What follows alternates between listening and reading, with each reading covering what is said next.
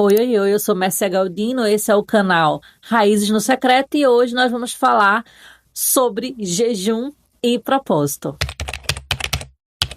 Quando eu me converti a primeira vez, há 10 anos atrás, quando eu tinha 20 anos, eu não entendia a diferença de jejum e de propósito. No final, eu achava que era tudo a mesma coisa. Inclusive, eu até pensava que o propósito era um jejum. Mas a verdade é que todo jejum, ele é um propósito, mas nem todo propósito é um jejum. Isso porque no jejum nós temos um propósito a jejuar, mas no jejum nós abrimos mão do alimento. Então, durante o jejum, a gente não come, nós não podemos comer, tá?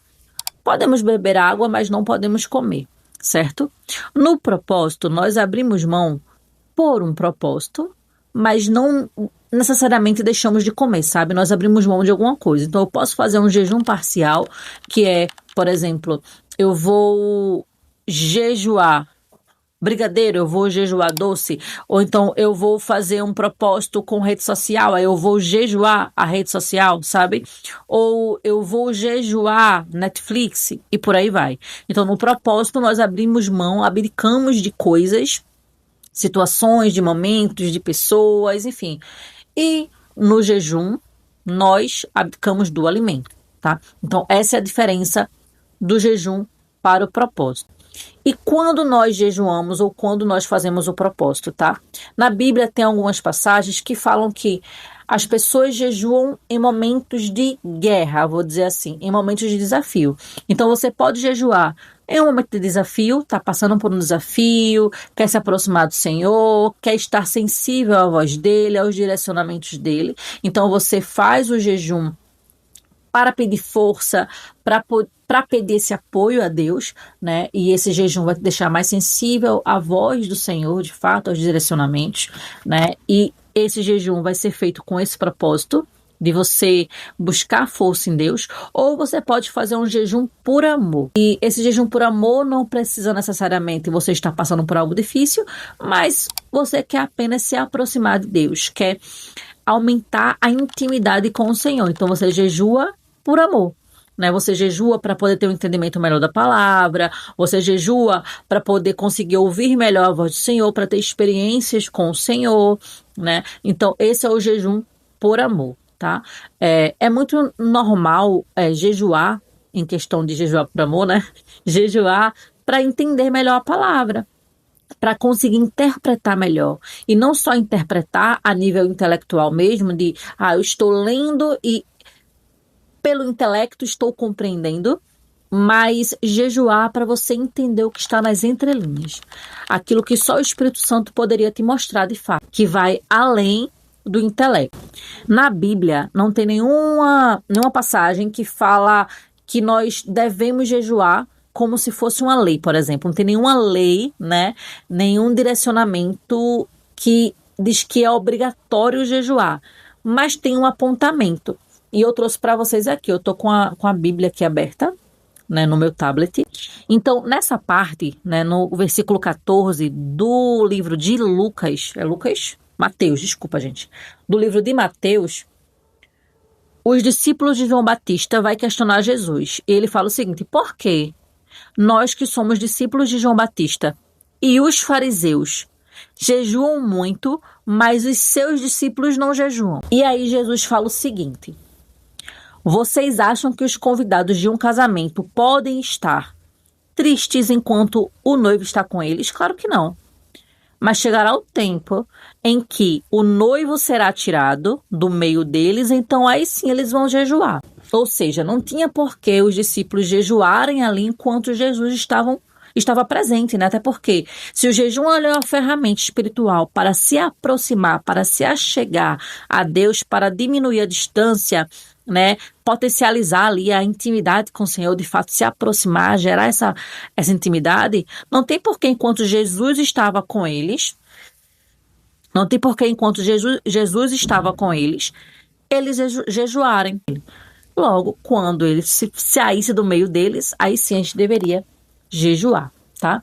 Então, essa é a passagem na Bíblia que a gente entende que o jejum ele é importante para que a gente possa criar intimidade com o Senhor e até mesmo ter uma sensibilidade maior com o que Deus está nos direcionando.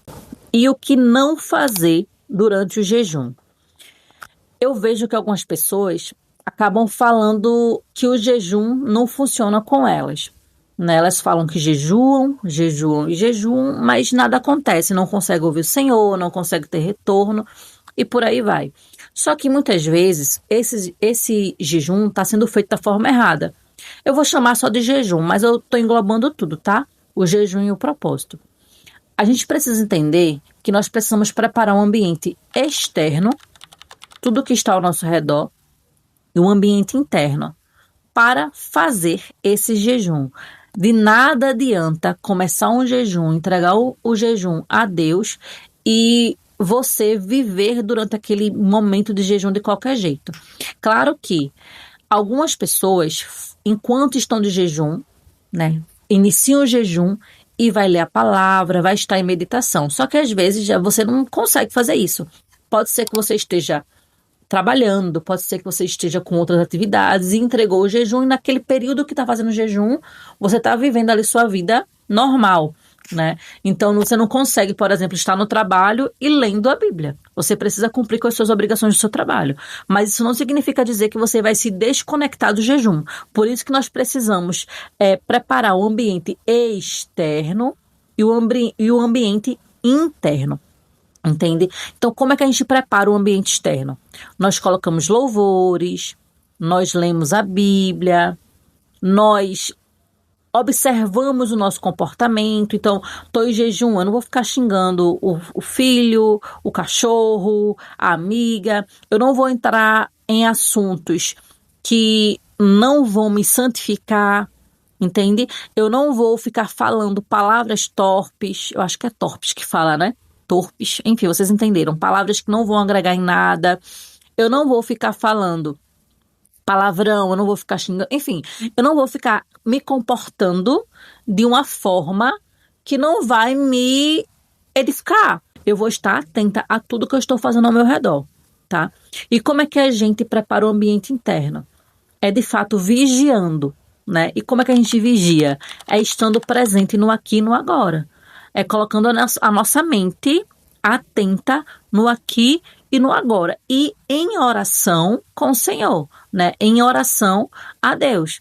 Então, eu posso estar, sim, em jejum, estar no meu trabalho, ou na rua, ou em qualquer outro lugar, mas estar honrando o meu jejum.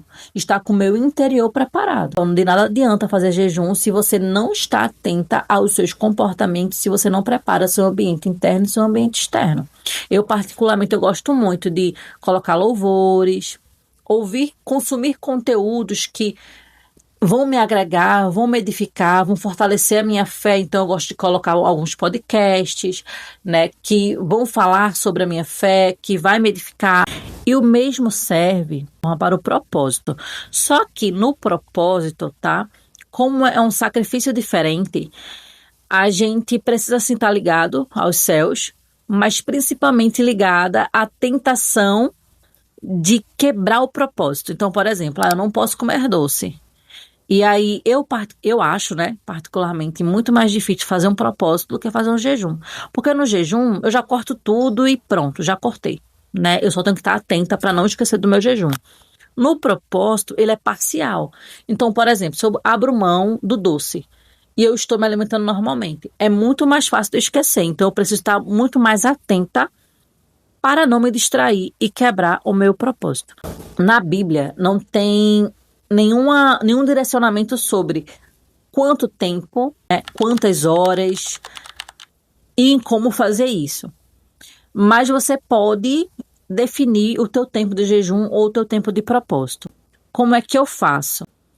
Com o jejum, eu boto um tempo mais curto, porque como a gente abdica da comida, né, ficar muito tempo sem comer ou muitos dias, tirando horas sem comer, eu não consigo tanto. Então, eu vou até onde vai meu limite. Então, eu boto 5 dias, 6 dias, 20 dias, a depender da situação, a depender do que eu de fato estou buscando. Mas eu nunca fiquei um mês de jejum, por exemplo. Porém, o propósito eu já consigo fazer propósitos mais longos. Então, vou abrir mão de doce. Embora o propósito seja mais difícil para mim, é muito mais fácil eu prolongar o propósito. Vou abrir mão de rede social, vou abrir mão de assistir X tipo de conteúdo, vou abrir mão de assistir filme. Então, aí, esse propósito eu consigo prolongar, né? Só que aí você vai trabalhar da forma que organizar isso da forma que for melhor para você, tá?